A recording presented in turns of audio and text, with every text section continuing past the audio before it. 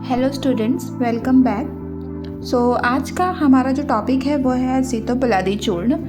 ये भी बहुत इम्पॉर्टेंट है, क्लिनिकल्स के लिए भी बहुत इम्पॉर्टेंट है। बहुत इजी से 5 इंग्रेडिएंट हैं जो हमें बहुत अच्छे से पता होता है, ठीक है। वो इंग्रेडिएंट्स हैं और बहुत इजी है, आप अपने रेगुलर यूज़ में भी ले सकते हो उसको, ठीक है। और क्लिनिकल यूज़ में भी उसको किसी को भी प्रिस्क्राइब कर सकते हैं। ओके, बहुत इजी है। तो चलो हम देखते हैं। तो हमारा जो आज का टॉपिक है वो है सीतोपलादी चूर्ण, ठीक है।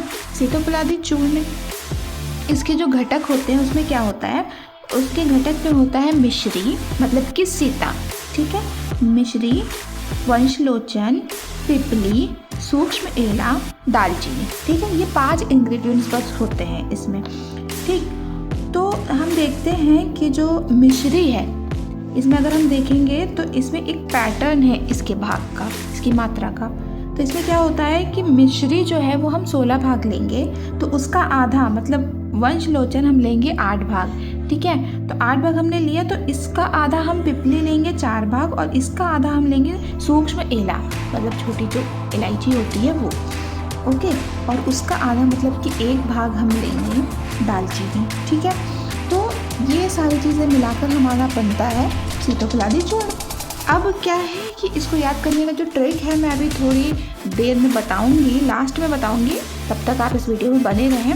तो अब हम देखते हैं मात्रा। तो इसकी जो मात्रा होती है वो हम 3 से 6 ग्राम दे सकते हैं, ठीक है। चूर्ण है ये, 3 से 6 ग्राम दे सकते हैं हम इसे। बहुत उपयोगी होता है। अनुपान के रूप में इसके साथ हम मधु और घृत दे सकते हैं, ठीक है। हम देखते हैं कि खांसी जो है, क्योंकि ये खांसी में यूज़ होता है, तो हम अनुपान कैसे दे सकते हैं। जैसे अगर खांसी हमें कफ के साथ खांसी आ रही है, ठीक है, स्पुटम आ रहा है या फिर सूखी खांसी आ रही है, तो हम उस हिसाब से इसको दे सकते हैं। फिर उसके बाद देखते हैं इसका उपयोग। तो ऐसा नहीं है कि ये सिर्फ कास में ही यूज़ होता है, ये कास है, श्वास है, प्रतिशाय, पार्श्वशूल हो गया, राजयक्षमा हो गया, ज्वर हो गया, अग्निमांद्य हो गया, अजीर्ण हो गया, ठीक है। ये इतने सारे दोषों में दिया जा सकता है, ठीक। कास तो हमें पता ही है कि खांसी, ठीक, तो खांसी में तो देते ही हैं हम। पर श्वास में मतलब अस्थमा का अगर कोई पेशेंट आ रहा है तो उसको भी दे सकते हैं हम। प्रतिशाय जो सर्दी जुकाम लोगों को हो जाता है उसमें भी दे सकते हैं हम। पार्श्वशूल है या राजयक्षमा है, टीबी वाला प्रॉब्लम है किसी को, परसिस्टेंट कफ है, ठीक है, तो उसको उसमें सीतोपलादी चूर्ण जो होता है वो बहुत उपयोगी होता है, ठीक है। ज्वर है किसी को, उसमें भी दे सकते हैं। और फिर अग्निमांद्य हो गया और अजीर्ण हो गया, ठीक। अब हम इसमें देखते हैं कि इसका जो निर्माण विधि है वो क्या होता है। वो मैंने यहाँ पे लिख कर नहीं रखा है, ठीक है।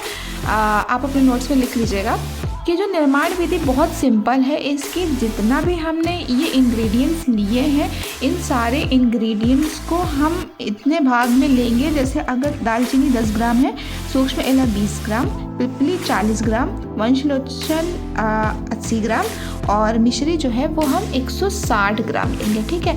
अब इन सब इंग्रेडिएंट्स को अलग अलग कूटेंगे।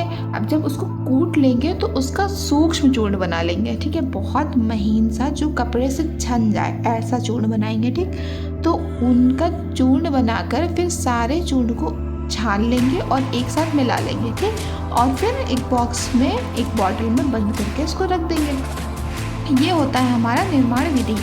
तो इसको डायरेक्ट ऐसे ही चूर्ण हमें 3 से 6 ग्राम इसको लेना है, ठीक है, मधु के साथ या फिर घृत के साथ। अब हम देख लेते हैं कि इसको याद करने की ट्रिक क्या है, ठीक। तो इसको याद करने की ट्रिक इसके नाम में ही है। इसका अगर हम नाम देखेंगे तो इसमें आता है सीतोपलादी। तो सीतोपलादी से आता है सीता, ठीक है। सीता मतलब कि हमें पता है कि ये मिश्री होती है, ठीक। फिर आते हैं हम वंशलोचन पे। वंशलोचन को हम कहते हैं तुगा छीरी, ठीक है, तुगा छीरी कहते हैं। तो तुगा छीरी, ता से हो गया तुगा छीरी। अब देखते हैं पा आता है, ठीक है। पा से हो जाएगा पिपली, और फिर उसके बाद आता है ये देखो ला का मतलब है एला, और यहाँ पे आ गया आदि, ठीक है, सीतोपलादी। तो दा से हो गया दालचीनी। ऐसे करके इसके नाम को ही हम डिवाइड करेंगे अगर, तो इसमें 5 अक्षर आ रहे हैं और हमें 5 इंग्रेडिएंट्स मिल जाएंगे। ये है इसको याद करने का बहुत इजी सा ट्रिक, इससे हम याद कर सकते हैं। एक मैंने भी ऐसे ही याद किया है और एक बार में ही अगर हम इसे समझ लेंगे तो बहुत अच्छे से याद हो जाता है, और इसे आप खुद अपने यूज़ में भी ले सकते हैं। ये ऐसी मेडिसिन है और ये NCISM के अकॉर्डिंग भी बहुत इम्पॉर्टेंट है। छोटी है, 5 नंबर में आ सकती है, इससे ज़्यादा नहीं आएगी, बट अच्छी है ये। क्लिनिकल यूज़ में भी आप इसका प्रयोग कर सकते हैं। तो थैंक यू सो मच। आज का टॉपिक बस इतना सा ही था। Please like, share and subscribe my channel, and for more updates click the bell icon. Bye bye.